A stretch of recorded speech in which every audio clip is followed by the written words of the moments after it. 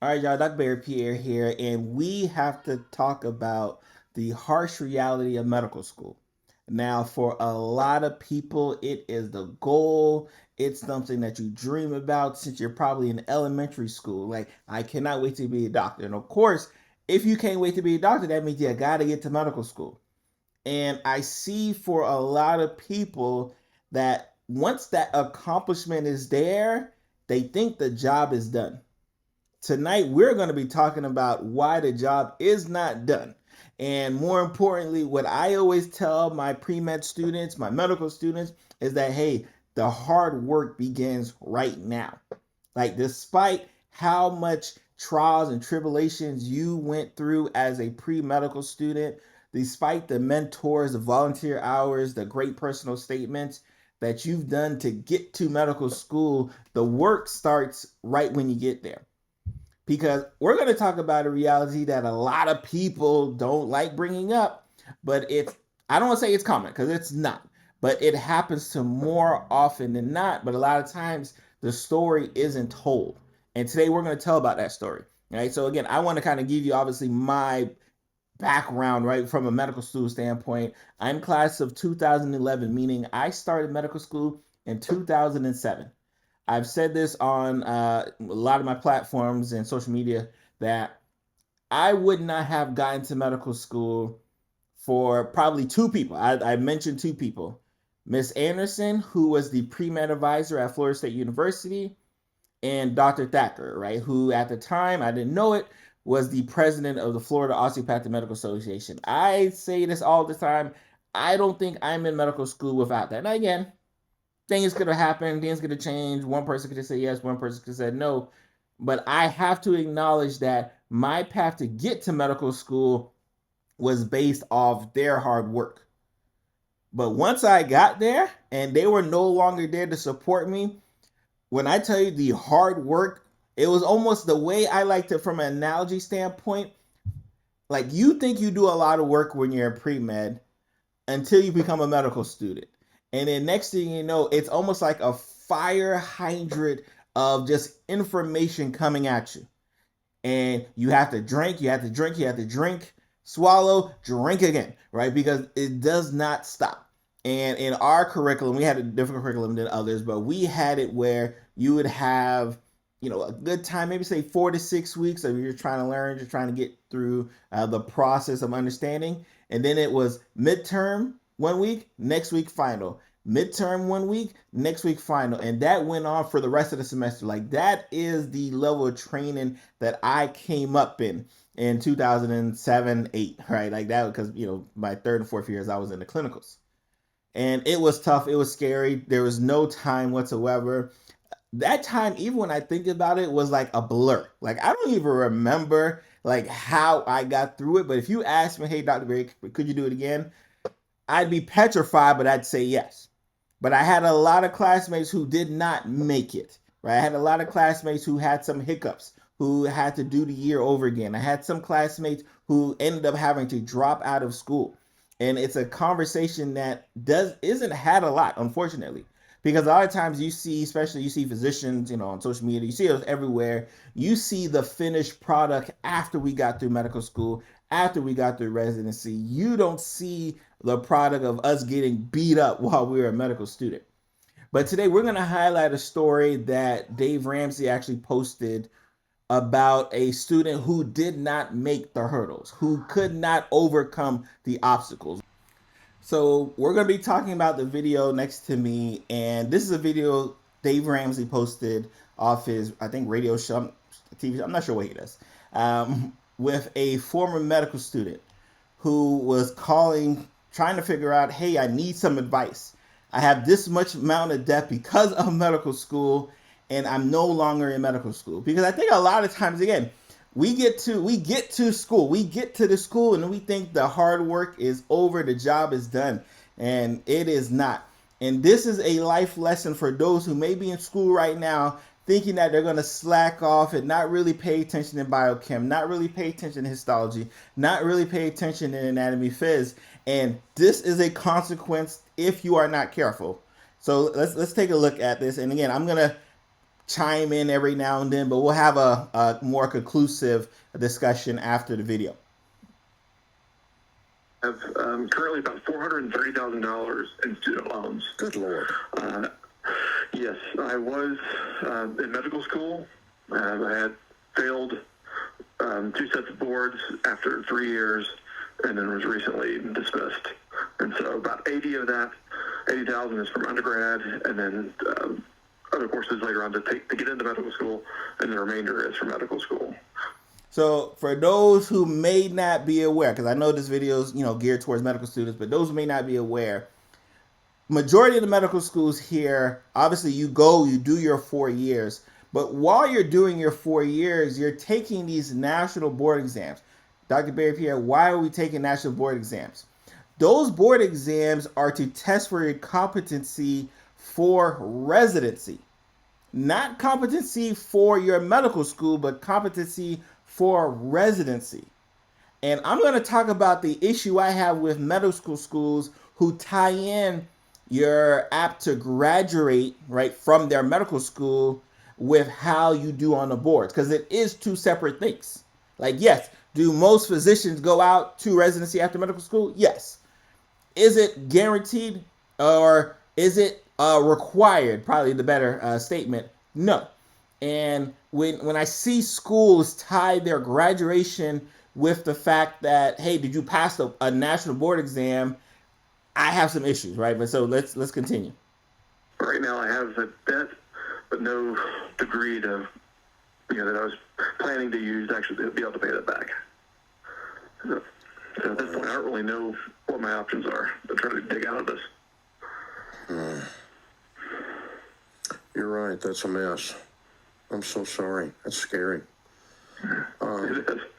Yeah. How did you get that far into it and then not be able to pass the boards? It's a very good question. That's a very good question, Dave. How do you get that far into medical school and not be able to pass the boards? And the obvious answer is that medical schools do not teach for boards. Medical schools and the professors in said medical schools teach for their curriculum. If you happen to do well on the boards, that's great. But I don't know a medical student who doesn't have to take prep courses after doing well in medical school just to prep for the boards. So think about that. You're in medical school. You're passing. You're doing well. You're getting good grades. But because you don't pass the boards, which the medical school does not prepare you for, it doesn't. A little bit. All of a sudden, you're tying my graduation to it. So of course, if you're on the outside looking in, you're like, hold on, like, how'd you get through medical school and can't pass the boards? That's the reason why. I did fairly well through the first 2 years, but it was just, I think, being able to, I guess it's one thing to take an exam every few weeks, every month, but being able to retain that and then to recall it to the level of detail that I needed for the exams, I just couldn't put it all together at the end. Is there any way you can re-engage and still have a shot at finishing? Not without having to reapply and then go through the process all the way again. And also to take out more loans.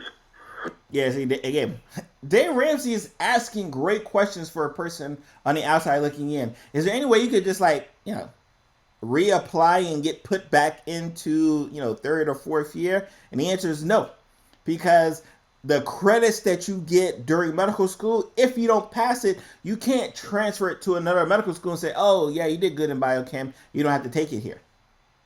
Right? It's a dirty game. It's a dirty game when you think about it. So this is why, again, I'm not posting this video or having this discussion today to scare people. I'm doing it because I want my medical students to know you got to keep your foot on the gas. You got to keep that foot on the gas, especially once you get to school.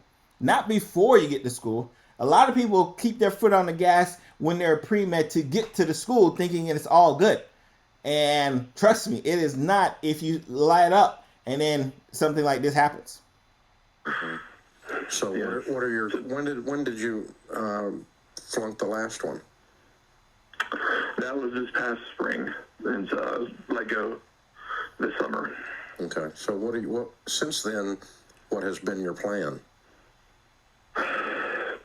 Well, I've basically just been getting by.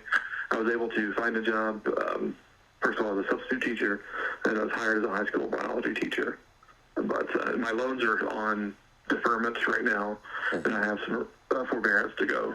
But at this point, I'm not sure any of the other career options. I've thought about, physician assistant, other programs like that, but it requires going into more debt.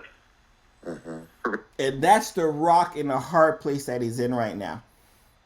With the amount of debt that he has, and the fact that his career path isn't in medicine, isn't going to be finishing in medicine, he has to figure out, what am I going to do?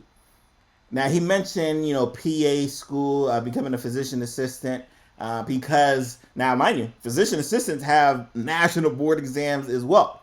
So it ain't going to be like some walk in the park. And, that's why, and I got a lot of great physician assistant friends. So I don't want people to think that you don't do well in medical school, you can just hop on to being a PA or an NP or something like that. Nah, it's the work is everywhere. Yes, it's difficult. Yes, it's much more difficult to become a physician than it's supposed to be. But let's not brush off the fact that you're going to have to work. But again, and he mentions it, like, if I have to go that route, I have to incur more debt. I already have $430,000. Let's think about that. $430,000 worth of debt to my name right now. If I already have $430,000 worth of debt to my name right now, and you're telling me I have to go to a different school, PA, and incur maybe another 100 or so, that is a very, very sobering thought to think about. So again, just let's finish it up, and then we'll get to my conclusion. Because I'm not in a position where I could work and then pay as I go. Plus pay off the current, the loans I've got now too. Yeah. So what would it take to be a PA from where you are? I would have to take about another year of classes. I would have to take some other entrance classes, and then 2.5 years for the program itself. Wow.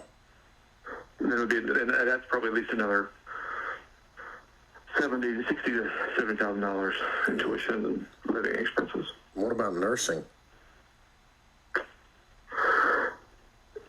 My undergraduate degree was in biology, and then I did pre-med. And so none of the meds. And that's the thing too.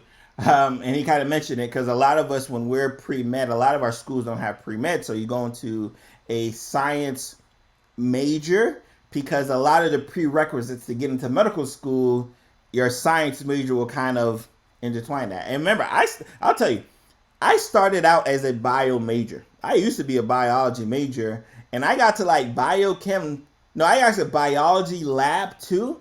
And there was this lab just full of just animals and stuff that I had to dissect. And I'm like, I want to take care of human patients. Why am I in a major where I'm going to have to deal with this aspect of dissecting animals? And no. So I ended up switching, shout out to Florida State, I ended up switching to exercise physiology with an emphasis in human physiology or exercise science or something in that regard. So yeah, so it's not uncommon for pre-meds and, more importantly, medical students to be to have a bachelor's degree in something they don't really want to do. That's not really, I can assure you, he does not want to be a high school biology teacher. But he has to fall into something because, hey, this is the only thing that my degree is going to allow me to do, right? Because it's not like I'm going to go jump in an ocean and do stuff with that. No, it's not going to happen. So extremely common for our medical students, more importantly, our pre-med students, to get into majors that are only good because they're going to medical school. After that, they want nothing to really do with that major. School work you've done applies to anything else? No, none of it. And again, if you think about it, if he set out to be a physician, even him suggesting I could be a PA or a nursing student is not a pill that he can swallow, right? Even if it was, I think even if it was free, I don't think him going into say, hey, I'll just do this over here is something that he could swallow. I'll just be honest. I have the debt, but none of the courses, none of it actually I can transfer to anything. Wow. Well, I mean, the only thing I know to tell you is to try to assess some kind of a career, and that's what I'm poking at here. I don't know enough about that world to try to help you, but So let's get Dave Ramsey out of here. So again, you hear this story of a student. Hey, I was a pre-med. I majored in biology. I got to medical school. I thought the hard work was over. Come to find out, there are national board exams that my classes aren't teaching me, aren't preparing me for clearly. And even though I do well in the coursework during medical school, because of my grades on these national board exams, all of a sudden my school kicks me out.